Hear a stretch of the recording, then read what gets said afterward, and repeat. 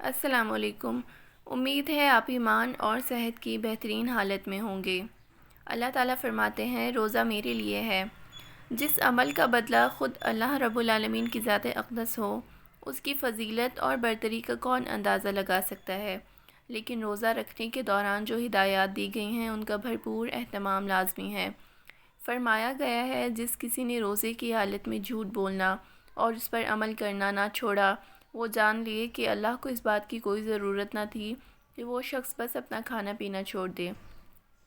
اس حدیث پاک سے یہ بات واضح ہو جاتی ہے کہ روزہ صرف کھانا پینا چھوڑنا نہیں ہے، بلکہ جب تک روزے کا اثر روزے دار کی زندگی پر نہ پڑے، جب تک روزے دار کی زندگی روزے کے عمل سے بدل نہ جائے، جب تک وہ جھوٹ بولنا ہی نہیں بلکہ جھوٹ پر عمل کرنا بھی ترک نہ کر دے، اس وقت تک اس کا کھانا پینا چھوڑ دینا مقصود اور مطلوب نہیں ہے۔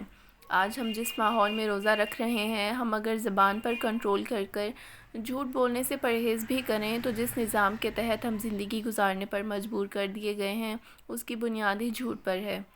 اس کی بنیاد نفس پرستی، زر پرستی، زن پرستی اور زمین پرستی پر ہے۔ الحاد اور مادہ پرستی اس سارے نظام کی بنیاد ہے۔ یہ نظام انسانی اور اخلاقی اقدار کی بربادی پر قائم ہے۔ اس نظام میں انسانیت، شرافت، دیانت، امانت، شرم و حیا، وحدت عدم اور وحدت الہ پر نہیں ہے، بلکہ اس نظام میں دین الگ اور سیاست الگ ہے۔ اس لیے اس کا مزاج عملاً چنگیزیت ہے، بقول اقبال رحمۃ اللہ علیہ۔ روزہ رکھ کر جب ہم چنگیزیت کا ساتھ دے رہے ہوں تو ہمارے روزے رکھنے سے کوئی جوہری تبدیلی نہیں آئے گی، اس کی محض ایک رسم پوری ہوتی ہے۔ علامہ اقبال رحمۃ اللہ نے بجا طور پر فرمایا ہے، نماز، روزہ اور قربانی اور حج یہ سب باقی ہیں تو باقی نہیں ہیں، یعنی عبادات کے اس نظام سے جو مسلمان وجود میں آنا چاہیے تھا وہ کہیں دیکھنے میں نہیں آ رہا ہے۔ روزے کے گنتی کے دن ختم ہو جائیں گے، ہم افطار کی خوشی میں عید الفطر منائیں گے انشاءاللہ، مگر صیام کے مہینے میں جس طرح ہماری مساجد نمازیوں سے بھری ہوئی ہے، یہاں تک کہ ہر ایک مسجد نمازیوں کے لیے تنگ ہو جاتی ہے اور سڑکوں پر ٹاٹ بچھا کر نمازیں ادا کی جاتی ہیں، کتنے خوش کن اور روح پرور مناظر دیکھنے کو ملے ہیں، مگر کیا عید الفطر کے بعد بھی اس پابندی کے ساتھ ہم نماز ادا کرتے ہیں؟ ایسا دیکھنے میں نہیں آتا۔ ایک بزرگ سے کسی نے پوچھا کہ مسلمانوں کے استبدار اور آزمائش کے دن کب ختم ہوں گے؟ بزرگ نے جواب دیا، جب مسلمان جمعہ کی نمازیوں کی طرح فجر کی نمازوں میں دیکھے جائیں گے۔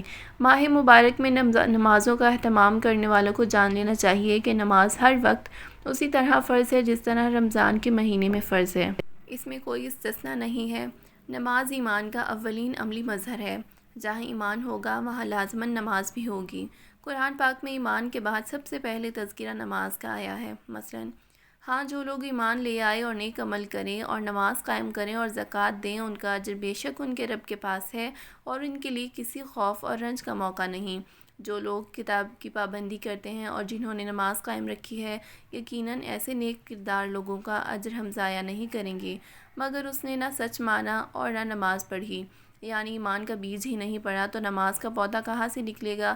حضور اکرم صلی اللہ علیہ وسلم نے فرمایا، جس نے جان بوجھ کر کوئی فرض نماز چھوڑ دی اس سے اللہ بری ذمہ ہے۔ انسان اور شرک و کفر کے درمیان علیحدگی کی پیدا کرنے والی چیز نماز ہے۔ ماہ مبارک میں نمازوں کے پابندی کے بعد نمازوں سے غفلت برتنا دین اور ایمان کے تقاضوں کے منافی ہے۔ اس غفلت شعاری سے مسلمانوں کو ہر حال میں پرہیز کرنا چاہیے۔